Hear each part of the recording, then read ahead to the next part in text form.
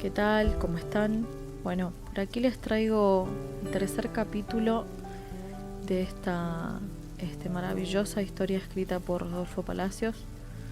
En realidad, más que historia, es un trabajo arduo de periodismo, de recolección de testimonios, impecable, la verdad, impecable. No solamente por el trabajo de recolección de datos, sino por enfrentarse a las personas que le dieron esos datos, tener que ver en carne propia a las personas que están dentro de este libro es todo un reto. Dicho esto y sin más que decir, empecemos con este tercer capítulo. Este se llama La maldición de los Manoukian. La sociedad está hecha pelota. ¿Qué me dicen del puto florista de Susana Jiménez? Lo mataron como a un perro. ¿Cómo ladraba la Susana? El que mata tiene que morir, dijo suelta de cuerpo. ¿Y qué moral tiene ella? Andaba en coche robado. Señora, le dicen. ¿Qué señora? 400 maridos tuvo. Y Monzón contó que tenía sexo 7 veces por día. Bien lindo se la debió haber garchado. Dicen que la tenía grande el negro. A la Susana la ponen como la diva de los teléfonos. ¿Por qué carajo llama a la gente? Porque le ponen guita. Hay premios de 1 millón de pesos, pero Susana curra con la llamada. La gente llama no porque le regalan empanadas o discos. Yo le mandaría un tiro por teléfono. Ese tipo de gente marca un coeficiente de ignorancia tremendo. La televisión es una basura. Por suerte no tengo. A veces la pobreza es sabia. Si tuviera guita, capaz que tendría televisor y estaría perdiendo el tiempo. No compro diarios porque no me da el piné para comprarlos. Prefiero comprarme libros. Lo mismo que las chicas ahora. Todo es fácil. Ponen el culo y la concha y se las cogen. ¿Y después qué? ¿A quién querés joder, pelotudita? Es tremendo. El hombre la pone, se fue y lo andás corriendo por todos lados para que se haga cargo de los chicos. El chico sale un desgraciado. Están criando un montón de pendejos que no tienen norte ni profesión. Es todo negativo. Hay un retroceso muy grande. En la política también. En breve me dedicaré a la política. La clave es construir hospitales y escuelas. Pagar buenos sueldos a los maestros y a los médicos. La compra de los ferrocarriles en este país fue fundamental. No los compraron porque se les cantó las pelotas. El plan quinquenal de Perón fue la gloria misma. Digo esto y me emociono. Una vez pasé a máquina el protocolo Perón-Franco, en el que figura la cantidad de barcos llenos que Perón le mandó a Franco. Soy peronista de pura cepa. Felipe Piña me metió en un libro de historia, pero no pone la verdad, la concha puta de su madre. Entonces, viejo, es para matarlos a estos tipos. Soy peronista, y nada más. Conocí a los protagonistas de la historia. Al tío Cámpora lo traté bastante. Era un buen tipo.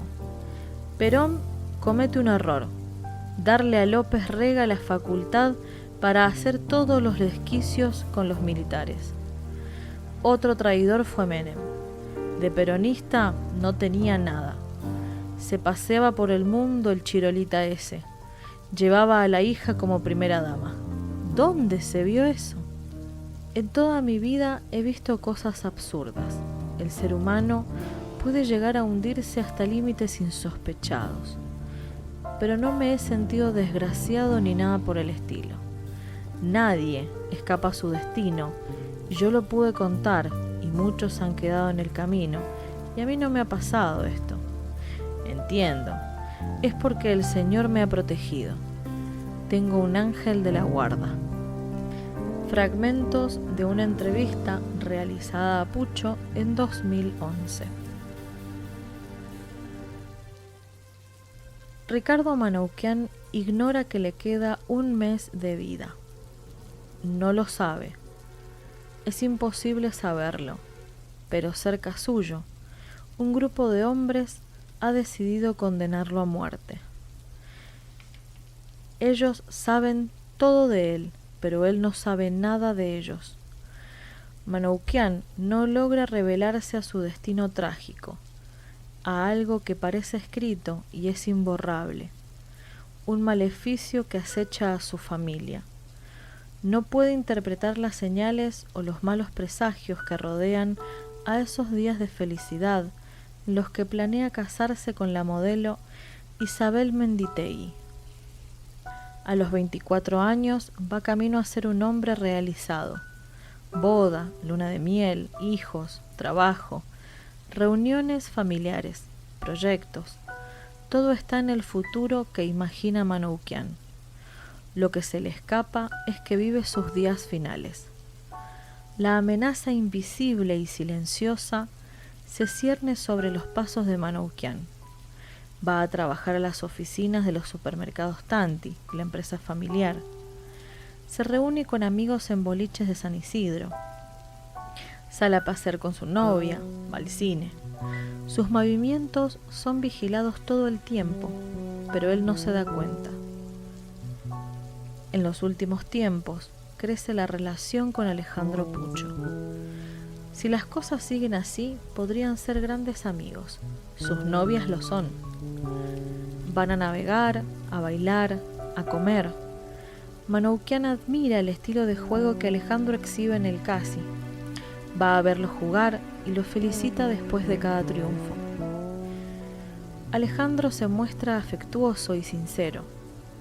Nada, ni un gesto, ni un comentario, ni una acción develan la forma de una traición.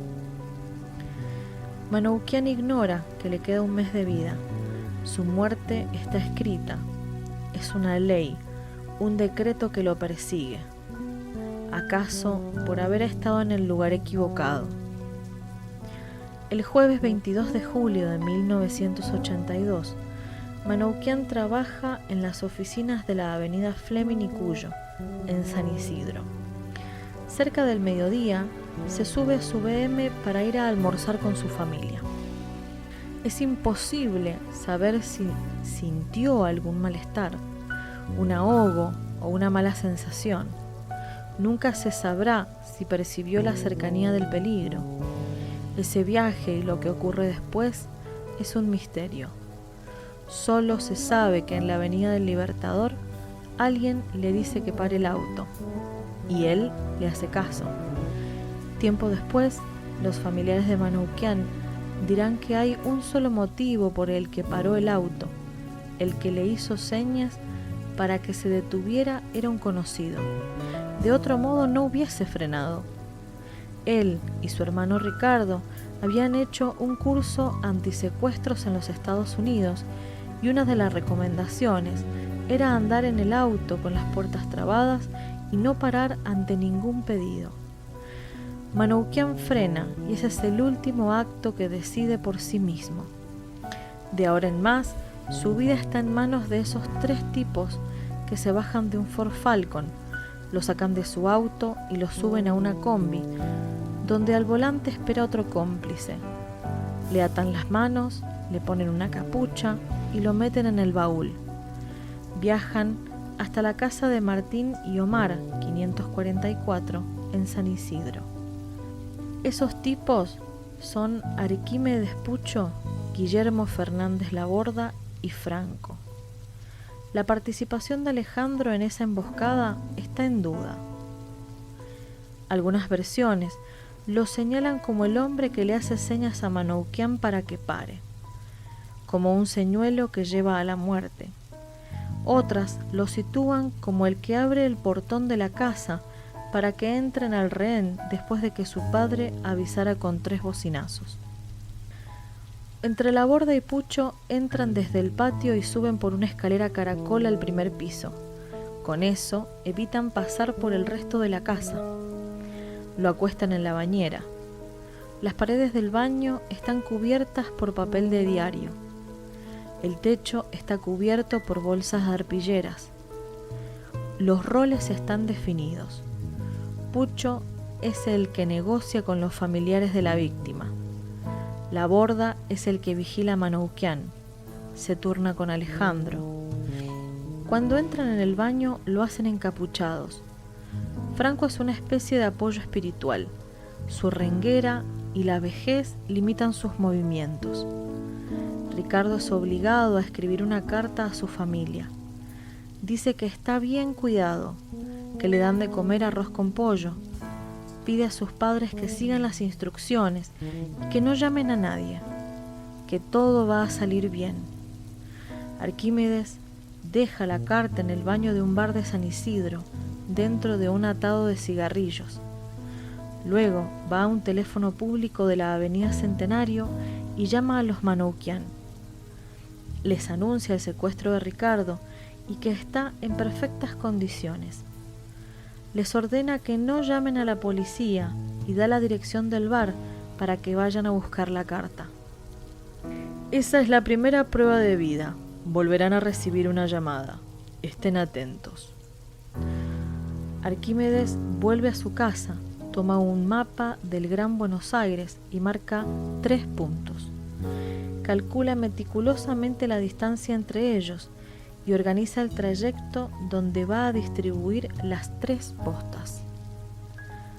La Borda se va en el Falcon de Arquímedes a dejar las 3 latas de cerveza negra. Los familiares de Manoukian reciben otra llamada. La voz metálica les indica una dirección. Vayan rompiendo el chanchito, queremos $500.000. Pongan el dinero en un maletín negro. En las postas encontrarán comunicados de nuestro operativo. Guillermo es el encargado de juntar el dinero. Uno de sus tíos sigue las postas. El canje está en marcha. En primer lugar, debe ir a la avenida Márquez y Rolón.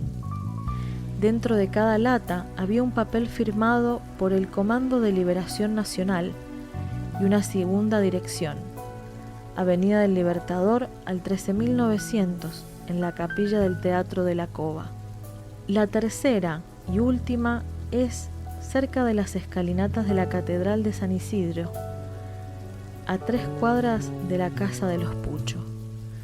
Allí, el tío de Ricardo deja el maletín y se retira con la cabeza gacha, sin mirar a ninguna dirección, como exigía el mensaje. Guillermo espera un nuevo llamado. Vamos a soltarlo mañana a las 6 de la mañana, en un radio de 15 cuadras de la casa de ustedes, notifica Arquímedes. Pero es un engaño cruel. Ricardo tiene el tiempo contado. Sobrevivió 11 días en las peores condiciones, sentado y maniatado en una bañera. Es probable que para él haya sido un mismo día, monótono e interminable. En el despacho de al lado, Arquímedes reúne a sus cómplices, Franco, La Borda y Díaz. Ofrece whisky. Habla como si se tratara de un negocio. No tiene compasión. En su cabeza está la decisión tomada. Solo necesita que el resto esté convencido para que la culpa no recaiga en él. Toman whisky. Díaz y La Borda proponen liberarlo. El coronel dice que hay que eliminarlo. Pucho lo reafirma. No hay alternativa. Si vive, opina, va a llegar a la banda a través de Alejandro. Hay que matarlo. Quizá Ricardo haya escuchado todo, como un condenado a muerte que escucha la sentencia. La diferencia es que no ve a los ojos de sus verdugos. Ellos nunca dan la cara. Díaz está un poco mareado, quizá por el whisky o por el miedo. El coronel aporta las armas. Uno de ellos pregunta quién lo va a matar. Todos lo haremos. No se olviden del pacto de sangre. Somos una familia. No hay marcha atrás. Ese día sacan a Manoukian del baño, encapuchado, maniatado y dormido con somníferos. Lo esconden en el baúl del Falcon. Arquímedes es el piloto. El coronel Franco va en el asiento del acompañante. Díaz y Laborda en los asientos de atrás. Salen por la Panamericana hacia Escobar, en dirección al río Paraná. Pucho va al volante. Nadie habla. En un momento dobla por un camino de tierra, pasa un puente y avisa que en el próximo puente va a frenar para terminar el asunto.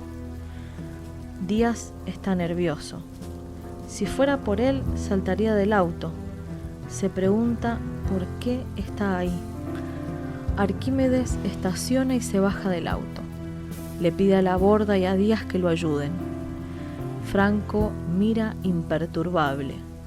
Abren el baúl. Arquímedes le pide el revólver calibre 38 a Franco. Se lo da a Laborda y le ordena: tenés que matarlo. Ni en pedo. ¿Por qué tengo que ser el primero? ¿Te preocupa matar o ser el primero? Dijiste que todos íbamos a matar. No es para discutirlo ahora. Resolvamos este temita cuanto antes. ¿Estamos? Esto no es una reunión de consorcio. La reconchísima madre que te remil parió. Laborda mira a Arquímedes con odio. Arquímedes baja el tono. Guille, lo peor que podemos hacer es pelearnos, nosotros. Nos comen los de afuera. Pensá en tu familia y en el pacto. No puedo hacerlo. Tenés que limpiarlo. Pensá en tu familia, pedazo de pelotudo. Laborda, como si se sacara un trámite de encima, abre el baúl y gatilla 3 veces. Después del último disparo, Arquímedes los felicita. Bravo, camarada, hiciste bien, cumpliste con tu deber. Entre todos tiran el cadáver a un arroyo, junto con la máquina de escribir con la que escribieron las instrucciones para cobrar el rescate. Ese día, 2 de agosto, los padres de Manoukian esperan ver a su hijo con vida. Pasan las horas y no hay noticias. Llaman a la policía para dar aviso. Al otro día un comisario les informa que apareció un cuerpo en un descampado, cerca de un arroyo en Benavides. Esos 3 tiros no solo acabaron con la vida de Ricardo. Es como si a mí también me hubiesen matado ese día, confiesa Guillermo Manoukian, hermano de Ricardo, casi 30 años después del crimen. En su mirada hay una mezcla de tristeza instalada, susto y rencor. Los 4 años que siguieron a la muerte de su hermano los pasó encerrado, sin salir a la calle, desconfiando de casi todos, como si la ausencia de su hermano fuera la suya. Se sintió secuestrado sin haberlo sido. Vivió con ese miedo definitivo, un miedo que heredó su hijo, a quien casi no dejaba salir a jugar a la calle por temor a ser víctimas de un secuestro. El miedo en los Manoukian se traslada de generación en generación como una tradición maldita. Guillermo sigue en pie, después de haber golpeado puertas, acusado a los asesinos, caminado las calles en busca de la verdad, aprendiendo a no temerle a las cosas simples, a recuperar la paz, saber que un llamado telefónico, un auto que anda despacio, una mala mirada, no son señales de un inminente secuestro, sino situaciones que pueden ser cotidianas. Los Manoukian comienzan a vivir un infierno.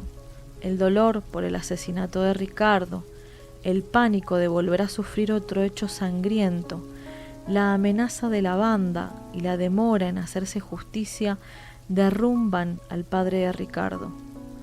Su hermano Guillermo es quien encabeza la lucha contra los Pucho. Sí, Hasta 3 años después no se sabía absolutamente nada al respecto. Había momentos en los que a veces frente a mi casa había autos parados, como monitoreando o controlando lo que estábamos haciendo. Y bueno, uno se encuentra en manos de ellos. Ellos saben quién es uno y uno no sabe quiénes son ellos. Cuando los detuvieron y viendo la peligrosidad de la banda, estuvimos mucho tiempo temiendo algún tipo de represalia. ¿Qué probabilidades tiene uno en la vida de cruzarse con un asesino? Quizá eso no ocurra nunca. Los Manoukian no pueden decir lo mismo. Se cruzaron con 3 asesinos. Ricardo fue el tercer eslabón de una cadena siniestra que comienza en 1972, cuando el supermercado Tanti, en la esquina de Maipú y San Lorenzo, en Olivos, es asaltado por Carlos Eduardo Robledo Puch, el Ángel Negro, leyenda oscura del crimen, y su cómplice Jorge Ibáñez. No hace falta hacer un plano, lo tengo todo en la cabeza. Mi vieja siempre hace las compras ahí, manejan un fangote de guita, se entusiasma Robledo, un joven de rizos rubios y ojos celestes. Unos días antes del golpe va al Tanti, pocos minutos antes de que cierre. Camina hasta el teléfono público y desde allí puede ver una oficina donde 2 empleados cuentan el dinero. Sabés que soy rápido con la vista. Adiviná cuánto contaron, le pregunta a Ibáñez. No sé, dale, decime, no te hagas el misterioso. Más de 1 millón de pesos. La noche del robo llegan en el Rambler de Ibáñez. Lo dejan estacionado a una cuadra del mercado. Robledo entra por la claraboya y luego le abre a Ibáñez después de forzar la puerta. El sereno está durmiendo sobre la mesa. Andá y matalo, le ordena Ibáñez. El sereno se llama Juan Scatone. Ellos lo sabrán después, cuando lean los diarios. Tiene 61 años. Viste un pantalón y una camisa grafa color caqui. El ruido que hacen los delincuentes que tropiezan contra varias latas de conserva no lo despierta. Robledo lo ve dormido panza arriba, tirado contra una mesa, cerca de un depósito donde se reciben los envases vacíos de los clientes. Se acerca hasta 1,5 metros. Le va a disparar desde esa distancia. Será un tiro de gracia. Gatilla 2 veces con una pistola Bernardelli. El sereno muere de un balazo en la cabeza. La fiel costumbre de matar hombres que duermen. ¿Qué quería, que lo despertara? Le dirá tiempo después al juez de la causa. Después de matarlo, abren una oficina a patadas y con golpes de matafuegos. Encuentran una pequeña caja portátil con dinero, pero la mayoría de los billetes están sueltos en el cajón de un escritorio. Se alegran cuando ven el fajo. Son 5 millones de pesos. Se guardan varios billetes dentro de las camisas y en las braguetas de los jeans. Van a la góndola de las bebidas y abren una botella de whisky. Brindan y se abrazan. En 1973, los Manoukian vuelven a hacer noticia en las páginas policiales. Entre el 27 y el 31 de diciembre secuestran a Gregorio, el tío de Ricardo. Cae en manos de una banda de policías. Lo liberan sano y salvo después del cobro de un rescate. Pero Gregorio, quizás víctima del síndrome de Estocolmo, toma contacto con uno de los secuestradores. Las cosas salen mal. La banda intenta volver a secuestrarlo en su casa de Don Torcuato. Manoukian se resiste, forcejea y lo matan de un tiro delante de su esposa, que estaba embarazada, y de sus 4 hijos. Los delincuentes escapan. Tienen uniforme de policía. Si se siguieran de cerca las vidas de un asesino y de un familiar de la víctima, es probable que en algo se parezcan. Los dos asisten a un derrumbe inevitable. El asesino, porque comprueba que al matar se ha matado a sí mismo. Nada alegre o lumínico puede crecer en su alrededor. Y el familiar de la víctima, porque una parte suya ha muerto para siempre. Todo este tiempo luché para que los asesinos siguieran en la cárcel, dice Guillermo. Mi hermano vivió 11 días arrodillado en un baño, con la certeza de que iba a ser asesinado porque la banda hablaba cerca del baño. Debatieron para ver si lo mataban y él escuchó todo. Nos mandaron un par de mensajes donde mi hermano decía que lo trataban bien y que nos quedáramos tranquilos porque le daban de comer arroz con pollo. Pedía que por favor pagáramos y que no llamáramos a la policía. Seguro se lo dictaban. La versión oficial es que a Ricardo lo mata la Borda, pero Guillermo cree que en la ejecución hubo un ritual perverso. Lo mataron entre Alejandro, la Borda y Pucho, un tiro cada uno. Era parte de ese pacto asesino que tenían. Eso lo declara la Borda cuando confiesa. Si no, no se explica por qué le dieron 3 tiros en vez de 1. Al que más le convenía matar a mi hermano era Alejandro, porque estamos seguros de que él fue el que le hizo señas para que parara el auto. De otro modo no hubiese frenado, y eso también lo dice la Borda. El canalla de Alejandro dice que no conocía a mi hermano. No eran amigos, pero tenían una muy buena relación. Se cruzaban en los boliches, sus novias eran amigas, y hasta habían ido a navegar en el velero de mi hermano. Cuando me lo crucé de casualidad en los tribunales de San Isidro, lo encaré y le pregunté por qué dijo que no lo conocía. Me respondió: es que mi abogado me dice lo que tengo que decir. Terrible. Me reconocía que su declaración era mentira. Casi nos vamos a las manos. Los psicólogos dicen que es terrible el poder que tenía este hombre sobre el clan familiar, como para poder convencerlos a todos de integrar el clan. ¿Cómo será de fuerte su autoridad que a un detenido en Villa Devoto se hacía llamar Don Arquímedes, como alguien con autoridad? Manejaba los hilos de la cárcel. Manoukian es inofensivo, incapaz de matar una mosca, pero cuando habla de los Pucho mira con odio. Desea lo peor para cada miembro de la familia, que sufran como sufrió su hermano. Todos ellos sabían lo que pasaba en esa casa. Merecen morir a balazos, o que les toque la pena de muerte, pero eso tampoco me quitaría el dolor ni me aliviaría, pero sería justo. Está mal que lo diga, pero no puedo ser hipócrita o guardármelo. A mi familia la han arruinado. Nunca más vivimos tranquilos. Nunca pudimos reparar el dolor que nos dejó el crimen de mi hermano. No puedo mentir. Si fuera por mí, agarraría una escopeta y mataría a los Pucho. De a uno. A la esposa, a los 3 hijos y último a él. Al viejo canalla ese.